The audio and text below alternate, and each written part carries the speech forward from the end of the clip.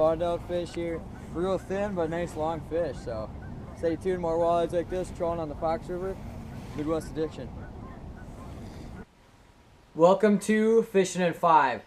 Today's episode we're going to go over 5 things that's going to help you with cold water trolling.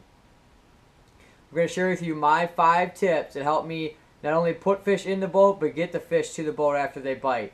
So number 1 is you got to be patient. Cold water fish are very lethargic. It might take them a while to heat up and actually start biting your baits. Having fish biting and moving bait when it's cold water is very hard to get them to do, but when you can, it can be an awesome bite. Number 2 is you got to be really easy with these fish as you're bringing them in. These fish are really lethargic. They're going to nip at your crankbait. They're just going to barely come up and they're just going to barely nip at the back of your crankbait. A lot of times these fish, you got one hook in the back treble hook, so just got to be very easy playing these fish. Number 3 is you got to have planer boards like this offshore to pull your baits away from the boat. A lot of times cold water is clean water, so to get your baits far away from the boat as possible, it's going to help you put more fish in the boat. Number 4 is speed control. A lot of times you're only going to be trolling these crankbaits 1 mile an hour, mile and a half, 1.2.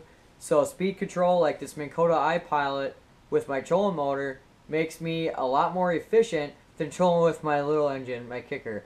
So I can dial the speed in and go 1 mile an hour in current if I have to. So using this tool will help me put more fish in the boat with speed control. The last tip I have is my bait selection this time of year. I like to use a couple different kinds of baits, a lot of stick baits, banana style baits, and shad baits, all mixed together, different colors and actions. And I like to just spread them, give them the whole table, and let them tell me what they want. So a lot of the types I'm going to use is like this Storm Thunder stick, just a long stick bait with a real tight action wobble, just something real subtle that's going to get these fish to bite in cold water. Another thing is this Reef Runner Little Ripper.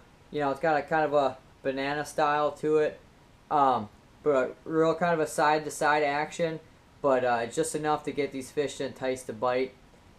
And the third style of bait I like is like a shad style, like this Berkeley Flicker shad. You know, if they're biting on shad or feeding on shad in the early part of the year, this flicker shad has a real nice tight wobble that the walleyes can't resist. So those are a couple different baits that I like to throw for this time of year. Hope you guys enjoyed this episode of Cold Water Trolling Tactics. Make sure you check us out at Facebook and Instagram at Midwest Addiction. Please like and subscribe. And that's Midwest Addiction's Fishing in 5.